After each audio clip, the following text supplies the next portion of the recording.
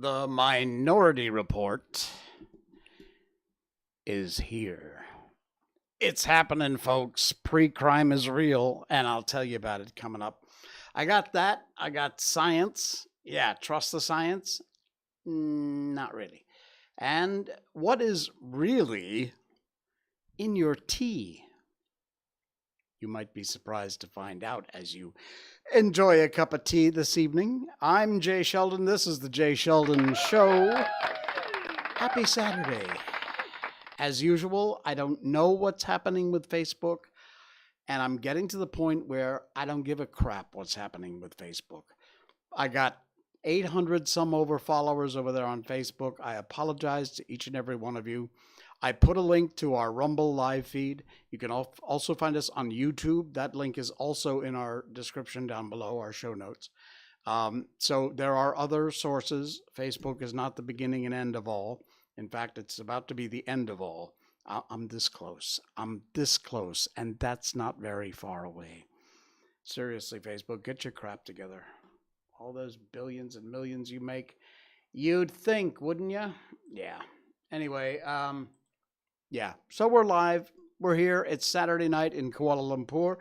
It is Saturday morning on the other side of the planet, and lots going on tonight. Let's just get right into our first update.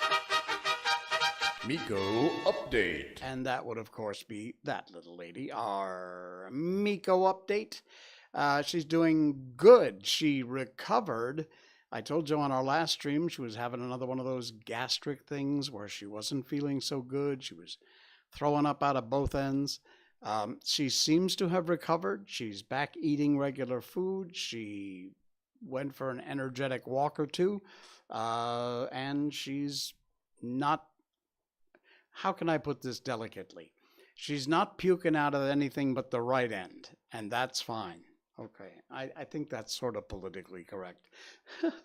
As a matter of fact, right now, there she is. She's sitting downstairs in the living room. There's her favorite little stuffed duck that she can't figure out how to make squeak. And she's doing very well. So, yeah, she's all right. Thanks for asking. All right. You know, and maybe you don't. I don't know. I don't think there's a lot of our audience that doesn't know this. But there was a Tom Cruise film many years ago. I forget how many years ago. Decades now, probably. Called The Minority Report. And it involved something called, he was a member of the PreCrime unit. PreCrime, it turns out, was a bunch of these psychic people they had in some sort of tank, and this encoded ball would be created from their thoughts because they could see the future. So you could be arrested for something you hadn't done yet, but it was determined you were going to do it. That's why they call it pre-crime. Well, newscientist.com just came out with this headline this week. In fact, just 2 days ago. And it's pretty scary. You know, AI, we've done a lot of stuff on AI on this show, including, remember the Google guy? It's funny because I covered that the moment it broke, and then only afterwards it went mainstream, and not because of me, of course, but we were among the first to tell you about that Google guy who said that AI had become sentient. Well, as AI gets set to invade our lives even more, here's the headline. AI predicts crime a week in advance with 90% accuracy. That is some scary stuff. 90% accuracy. Artificial intelligence that scours crime data, they feed all this crime data into it, can predict the location of crimes in the upcoming week with up to 90% accuracy. But there are concerns how systems like this could perpetuate bias. Scary stuff. And AI can now predict the location and the rate of crime across a city a week in advance. Similar systems have been shown to perpetuate racist bias in policing. And the same could be true in this case. Researchers, however, created this AI. They claim that it can also be used to expose those biases. Ishanu Chattopadhyay. I'm sure I messed that name up. Anyways, from the University of Chicago, his colleagues created an AI model that analyzes historical crime data from Chicago. If there was ever a city that would qualify with a whole lot of crime data, it would be that idiot Lightfoot's nightmare known as Chicago. Anyway, they created an AI model that went from 2014 to the end of 2016. They pushed all the historical crime data, what crimes, locations, what time of day, all that stuff went into the AI system. And it then predicted crime levels for the week that followed the training period. The model predicted, where is it? Hold on, I lost my place. The model predicted the likelihood of certain crimes occurring across the city, which was divided into squares, about 300 meters across, a week in advance. And what it predicted was 90% accurate. 90%. That's a lot. It was also trained and tested on data for several other major U.S. cities, and it showed a similar level of performance. This, folks, is pre-crime. This is AI predicting not who's going to commit it yet. That'll be next. But where it's going to happen. This is insane. Previous efforts to use AI to predict crime have been controversial because they can perpetuate racial bias. You know, I'm not sure if I understand how that would be. I mean, if you know, the data goes in, the data comes out, the data isn't biased. The data is what it is. Previous efforts in recent years, Chicago Police Department has trialed an algorithm that creates a list of people deemed most at risk of being involved in a shooting, either as a victim or as a perpetrator. Details of the algorithm and the list were initially kept secret, but when they finally released it, it turned out that 56% of black men in the city, aged between 20 to 29, featured on it. Yeah, and I mean, just because, yes, that turned out to be racially skewed in one direction or another, the AI computer system didn't know that. I mean, their race was just a data point. There was no racial bias when the AI got the information. We're looking at it in a racist way, but the AI is not. He concedes the data used by his model will be biased. Well, you know, don't concede that because it's not true. The data is not biased. The data only looks at it as a data point, not what race they are, what ones and zeros fall together, but says the efforts have been taken to reduce the effect of bias, and AI doesn't identify suspects, only potential sites of crime. He says it's not the Minority Report, but trust me, that's next. Law enforcement resources are not infinite, so you want to use them optimally. And wouldn't it be great if you could know where crimes are going to take place so you can put more police presence in those areas? Makes sense. He says the AI predictions could be more safely used to inform policy at a high level rather than being used directly to allocate police resources. Well, that doesn't make any sense either. You know, he's trying to be politically correct, I have a feeling here, where political correctness really doesn't or shouldn't apply. He released the data and the algorithm used in the study publicly so that other researchers can investigate the results. But it is absolutely happening, folks. AI is able to predict with 90% accuracy where within a 300-meter square area crime is going to happen. And that's scary stuff. Will it be that long before it not only tells you where it's going to happen, but who potentially could be the perpetrator? Won't be long. Stand by, folks. They're coming for you. It's science. It's science. How many times? Hold on. Coffee break time. How many times in the last 2 years of this idiocy we've been living with on this planet have you heard the phrase, trust the science? And do you understand how completely wrong that phrase is? That is exactly the opposite of what science is. You don't trust the science. Science doesn't trust the science. That's why science is about creating hypotheses, testing the hypotheses, seeing if the results are repeatable. Excuse me. That's what science is all about. A place called Scientia Logicae, Science of Logic, posted this. It's in my show notes tonight. Everything we talk about in our show notes. So if you want to read anything we talk about more in depth, it's all available for you right in our description down below. That's our show notes. But this post, it's just words on a page. I'll show it to you anyway.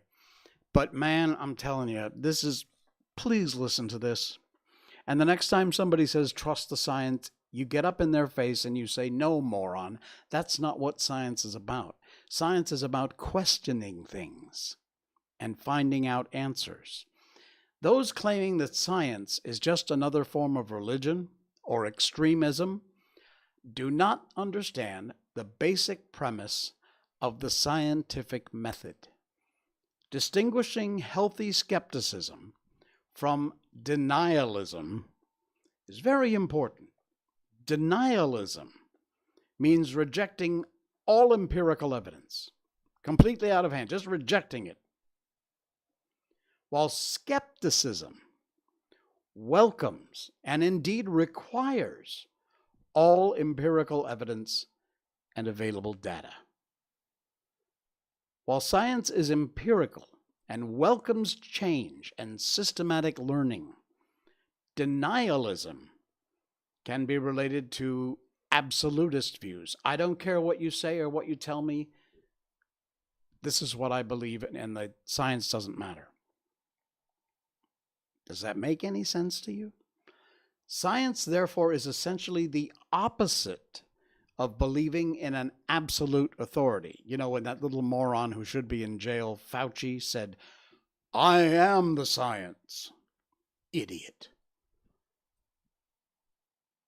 Science is therefore essentially the opposite of believing in an absolute authority, as claimed incorrectly by so many who either misunderstand the above or by those wishing to deliberately cast doubt on science as a means of strengthening their argument. It's a little word salad there, but read it, understand it, and never trust the science. Always question the science, because that's what science is all about. I love this piece. It's in our show notes. Click on it, share it with your friends, post it on your Facebook wall or your Twitter or your Twitch or wherever feed you've got. Whatever social media you're dealing with here. All right. We just took a coffee break. By the way, our top link in our show notes, I got to do a little plug here. If you would like some merchandise, we call it Miko merch because it features Miko. By the way, my shirt tonight it says life is better with a Shiba Inu. This is not one of our Miko merch shirts for the Jay Sheldon Show. But you can get t-shirts, ball caps, hoodies, coffee mugs, mouse pads, stickers, even a bandana for your dog. And that top link, Miko merch. Check out the Jay Sheldon Show merchandise called Miko merch. Click on the link. It'll open in another window. Go buy something, would you? All right. Anyway, as I sip my coffee, I know that by the way, my coffee is instant coffee. I've always drank instant coffee. I love fresh brewed, but it's a pain in the ass. So I do instant coffee. Nescafe, actually. There's a free plug for Nescafe. And some fresh filtered water. And that's all that's in my coffee. I drink it black. Can you say that? Or is that racist? I don't think so. Okay. Well, you never know these days, you know. By the way, my pronouns are hey, you. Okay? Just so we've got it out there. What's in your tea? Let's just get right to it, shall we? In an ordinary tea bag, you take the water, you put the tea bag in, you soak it in the water. In an ordinary tea bag, you might want to put down your cup if you're having a cup right now. You can find the DNA of up to 400 species of insects. And in one box of tea bags, more than 1,000 species of insects. I'm not kidding. Yeah. Just in a tea bag, there's the DNA of more than 400 species of insects, bugs. You know, they want us to eat bugs. That'll be the next thing. It's just science, folks. It's good old science. I'm telling you. That's not all. I'm going to warn you that if you're eating whatever you might be eating, you might want to take a break, because the next one, and the link is in our show notes. I'm not going to go through everything. It's from eatthis.com. I love that URL, eatthis.com. But it says you're eating bugs and you don't even know it. Bugs may be the next darling food trend. Bug protein powder will be coming soon to your granola bars and shakes, but that's quite a different matter from the insects that are very quietly being shipped in your food right now. From Eat This, Not That. Health food and junk food, snacks and drinks, none of them are safe from a certain amount of bug matter. And just so you know, that's perfectly okay with the Food and Drug Administration. The FDA has deemed it okay for us to eat a certain amount of bug matter. Now, what kind of bugs are we talking about? Take a look. Dactylopius coccus, or coccus. Red candies. You know you shouldn't eat them, but you do. Skittles, Swedish fish, whatever your candy vice is. You might, however, want to know what you're popping along with your sweet pick-me-up. Carmine, a vibrant red food colorant, is made from the crushed abdomens of female beetle-like African insects. Ew. It also shows up in some colored juices. So yes, there is actually bug juice in your bug juice. Not only is this little stomach turning, it poses an ethical problem for vegetarians and vegans who might not be aware that you are actually eating bugs. Curia lacca. Sorry again, candy lovers. It doesn't matter that they call it confectioner's glaze or shellac. That crunchy candy coating is made from the secretions from the back end of a female lac bug. Shellac has a lot of uses. It might sound familiar as something you'd use on the furniture, say on your porch, including several that show up in our snacks. The candy coating that makes sweets look so shiny is the most common, but it also shows up as a brush-on colorant. You check the labels while you're shopping for sweets, especially around the big candy season, Easter or Halloween. Most of them use shellac, and yes, it's made from Curia lacca, which is a female lac bug. You might want to sit down for this one, and I'm sure you'll want to put down your hot dog. Maggots. These things are permitted at a certain amount by the FDA. They've said, yeah, no problem. Brace yourselves. Just because you avoid the processed candies doesn't mean your food is free of bugs. The FDA legally allows mushrooms to contain 19 maggots. Those are the little rice-shaped larvae that feast on rotting food. In every 3 to 5 ounce can, the FDA says it's okay. You can have up to 19 maggots. Oh my God. As if that wasn't enough of a reason to switch to fresh cans and seep into your food. I'm going to do one more. There's tons more in here. You got to check out the article. Yeah, mites, cockroaches, fruit flies, thrips, caterpillar. Oh, man. We're 19 maggots per can. You're to have up to 70. They're allowed to have that many. These are canned mushrooms. I actually use canned mushrooms when I make spaghetti sauce. Not anymore. Never again. You need to read this article. It is scary toast. It is scary stuff. Like I said, there's more. Fruit flies, thrips, caterpillars, aphids. The list goes on and on and on of all the things that are in your food. And it's allowed. The Food and Drug Administration says, no problem. Go ahead. Knock yourself out. Stick some more mites and roaches and maggots in there. We're good. We're cool. We're cool. Go ahead. You've been eating this crap for years and not even know it.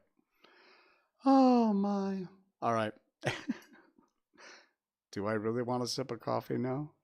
All right, we'll take a chance. Wow. All right, we're going to get over to our book in a little while here. Coming up, by the way, on Monday's show, it's a very special anniversary in Kuala Lumpur. I know I've got an audience around the world, the U.S., got a big audience over there, India, New Zealand, Australia, Malaysia, of course, because that's where I'm located. And we talk a lot about Malaysia sometimes. But there is a very sad but weird anniversary that I'll bet most Malaysians have forgotten about, and that is coming up on Monday. We'll be talking about that on Monday's show. And also on Monday's show, TikTok. I've talked about it before. You will never, ever in a million years, ever, I don't care how much money they offer me to do whatever over there. No, forget it. I will never, ever appear on TikTok or have an account there. Why? Because I read the terms and conditions before I clicked OK. I was signing up on my phone. I had the phone out, click, OK, download, and sign in. And then the terms and conditions came up. And I actually read them. And I'll bet you didn't. And that's too bad. We're going to talk about on Monday's show TikTok.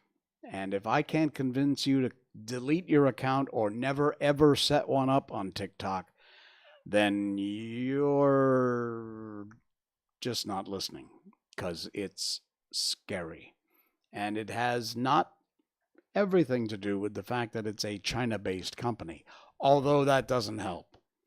But trust me, get your butt off TikTok, get your kids off TikTok, delete the app. Not even sure that's going to get rid of it entirely. But there's some serious TikTok issues. All right, we always end our first part of our show with a good news story. And this is a good news story. Unfortunately, it is also a tragic story. It's from heartwarming.com. And it is about an 88-year-old crossing guard. He lost his life, sadly. He was killed in the process of pushing kids out of the way of a speeding car. And I think he deserves all the recognition he can get. It is easy to think that heroes don't exist, that they only occur in comic books and Marvel movies. The fact they may be found in many sectors of life in the shape of people who achieve amazing things, often at tremendous expense. On Tuesday, a much-loved crossing guard in Kansas City, Kansas, devoted his life to saving kids who might otherwise have lost theirs. Bob Nill. He was 88 years old, and he had been a crossing guard at Christ the King Parish School for 5 years. He was loved by the pupils. They all affectionately referred to him as Mr. Bob. And that is a picture of Mr. Bob. According to accounts, a fast-speeding black vehicle sped across Nill's Crossing at 8 a.m. on Tuesday. Nill placed himself at risk to save 2 kids after he recognized the threat from the speeding oncoming car.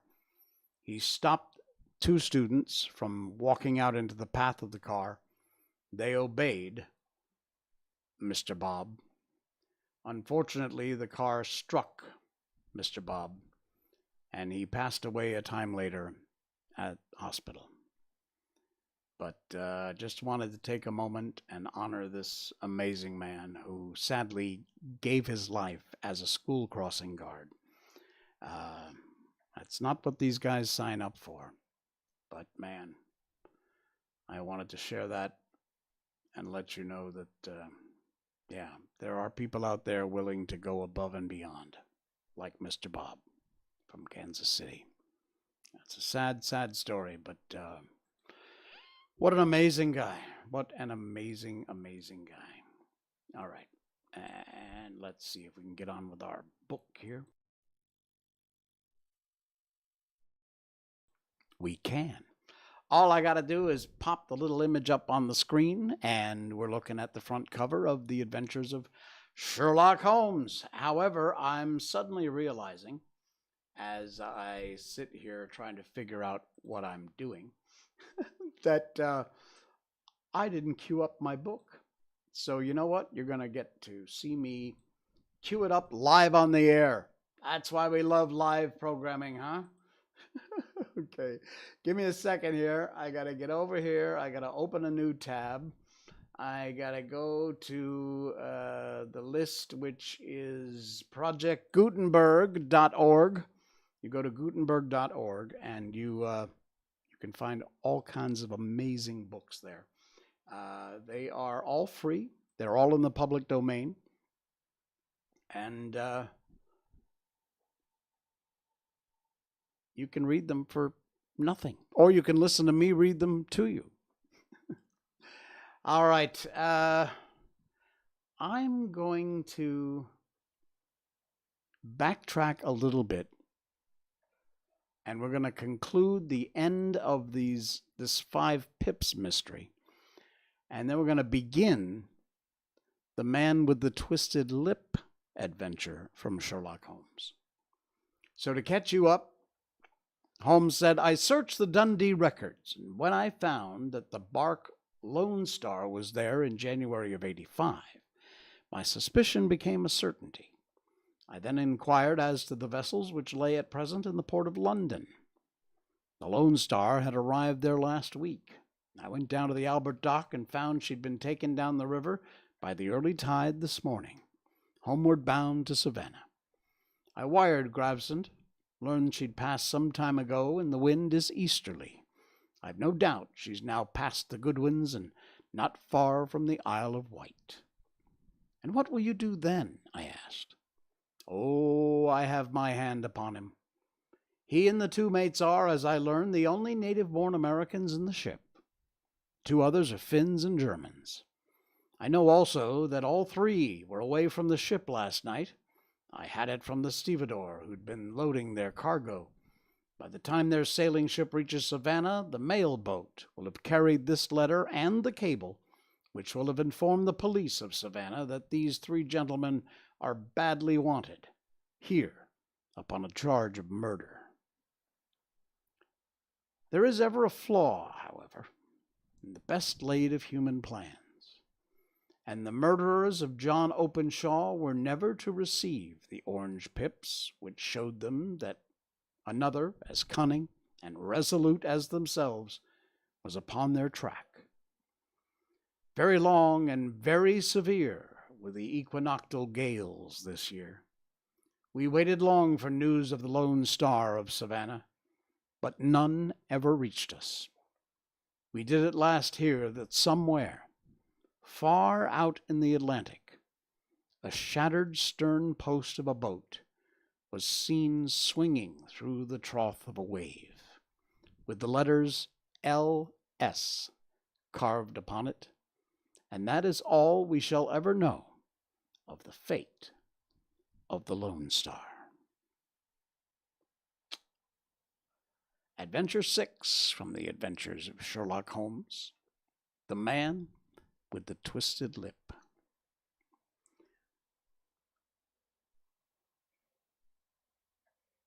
A Whitney, brother of the late Elias Whitney, D.D., principal of the Theological College of St. George's, which was much addicted to opium.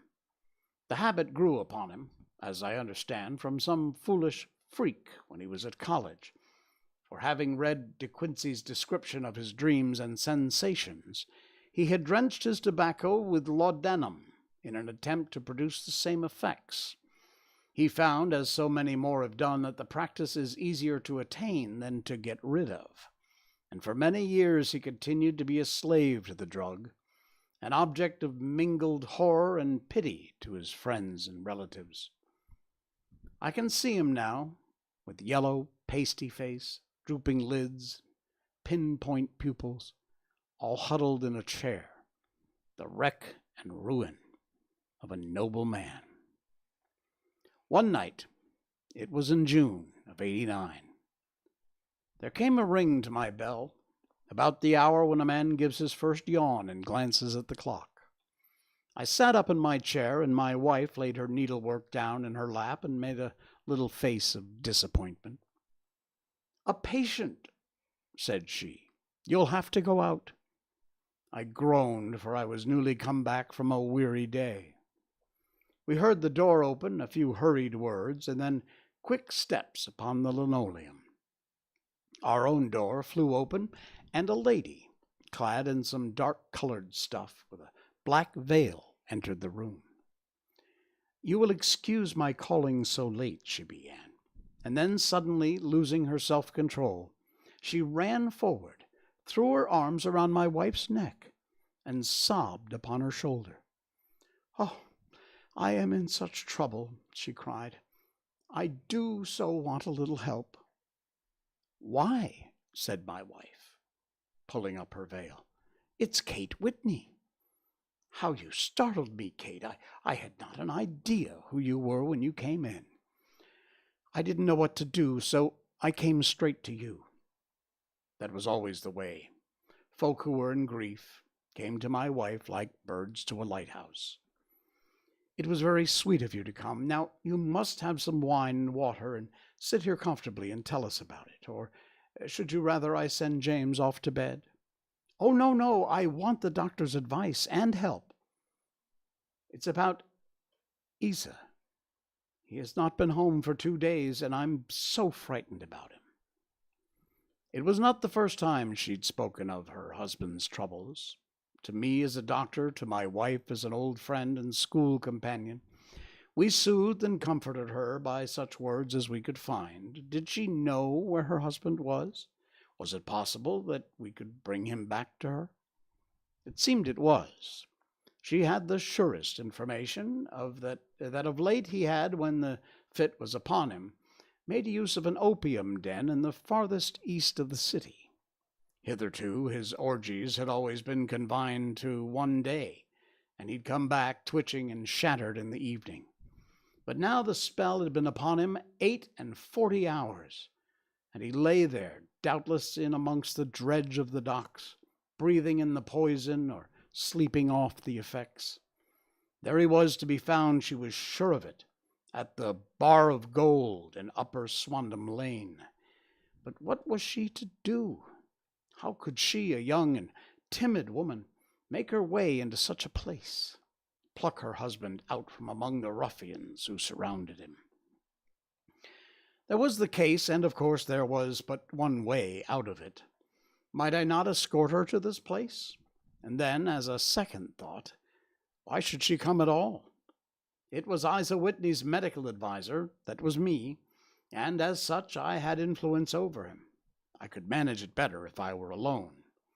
I promised her on my word that I would send him home in a cab within 2 hours, if he were indeed at the address which she'd given to me. And so in 10 minutes I'd left my armchair and cheery sitting room behind me, and was speeding eastward in a hansom on a strange errand, as it seemed to me at the time, though the future could only show how strange it was to be. But there was no great difficulty in the first stage of my adventure. Upper Swandam Lane is a vile alley lurking behind the high wharfs which line the north side of the river to the east of the London Bridge. Between a slop shop and a gin shop, approached by a steep flight of stairs leading down to a black gap like the mouth of a cave, I found the den of which I was in search.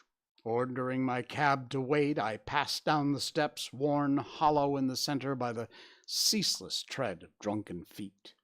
By the light of a flickering oil lamp above the door, I found the latch, and made my way into a long, low room, thick and heavy with the brown opium smoke, and terraced with wooden berths, like the forecastle of an emigrant ship.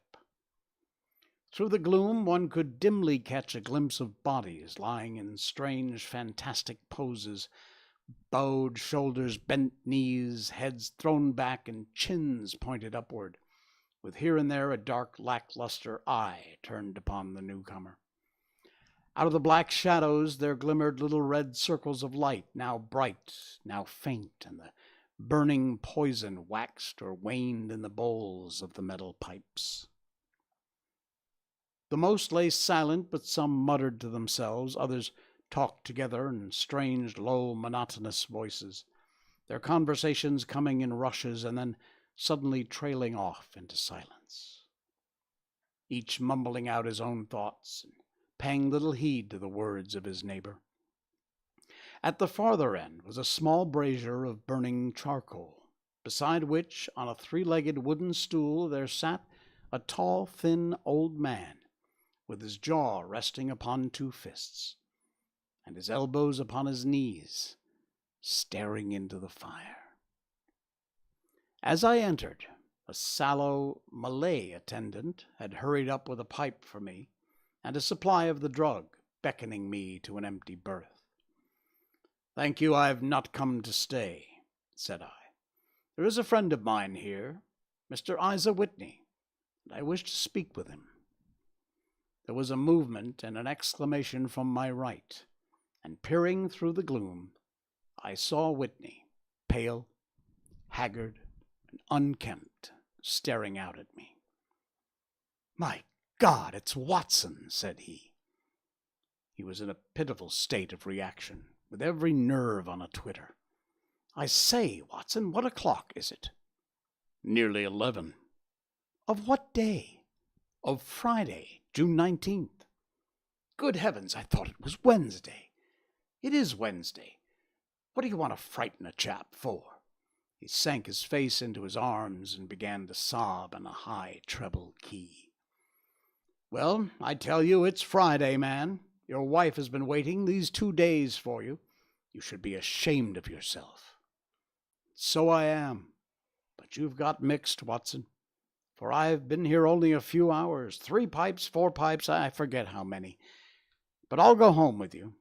I wouldn't frighten Kate, poor little Kate. Give me your hand. Have you a cab?" Yes, I have one waiting." "And I shall go in it. But I must owe something. Find out what I owe, Watson. I'm all off color. I can do nothing for myself." I walked down the narrow passage between the double row of sleepers, holding my breath to keep out the vile, stupefying fumes of the drug, looking about for the manager. As I passed the tall man who sat by the brazier, I felt a sudden pluck at my skirt, and a low voice whispered, "Walk past me, then look back at me." The words fell quite distinctly on my ear. I glanced down. They could only have come from an old man.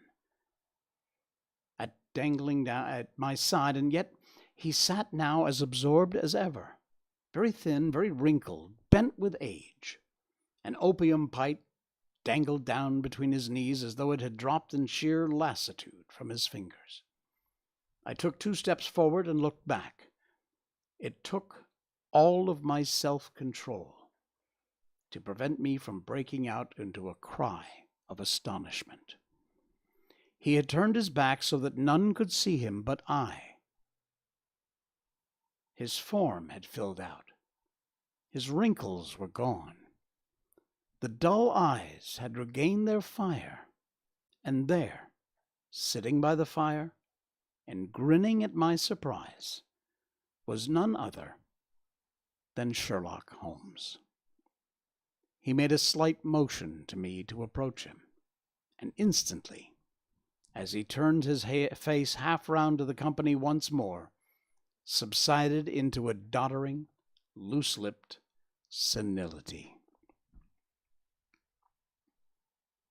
Wow, what a setup. We will continue on with this amazing opium adventure coming up in our next stream. I can't wait to hear the rest of this story. Shaggington, hey, sorry, hi. I was reading and I didn't see your chat there. No, I did not write it. It's written by Sir Arthur Conan Doyle. It is The Adventures of Sherlock Holmes. And we read a part of a chapter every night as we go through the book until we finish it. And we move on to another one of our classic books. We've done the Wonderful Wizard of Oz, Winnie the Pooh, Peter Pan, The Little Prince. We've done a ton of different classic books on this show in the almost 2 years we've been doing it. But yeah, we're doing The Adventures of Sherlock Holmes now. That is a part of the chapter we just began tonight. And The Man with the Twisted Lip. So we'll continue that on Monday's show. Hope you'll pop in and join us for the adventure. All right, that's going to do it for us. I will see you again on Monday. Don't forget a very interesting show with a interesting Kuala Lumpur, Malaysia anniversary coming up Monday. And also the dangers of TikTok. And I ain't kidding. I'll see you Monday. Have a great rest of your weekend. Good night, folks.